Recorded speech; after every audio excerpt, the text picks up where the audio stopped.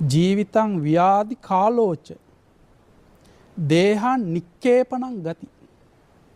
බලන්න බුදුරජාණන් වහන්සේ මේ දේශනා කරන දේවල් කොයිතරම් සත්‍යයක්ද කියලා.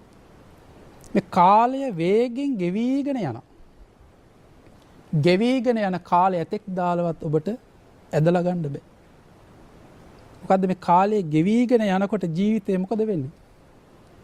ජීවිතේ ව්‍යාධියටපත් වෙනවා. වයසට යනවා. දැන් ඔබ බලන්න ඔබ තරුණ කාලේ කොයිතරම් ලස්සනට ඉන්නද? කණ්ණාඩිය ළඟට ගිහින් හැරි හැරි අපි බලනවා.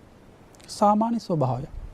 හැබැයි අද වෙනකොට අපි ගිහින් කණ්ණාඩිය ළඟට ගිහින් බැලුවොත් එදා අතීතයේ තරුණ යෞවන රූපෙම වාගෙන බැස් වලින් කඳුළු වෙන්නේ නැද්ද?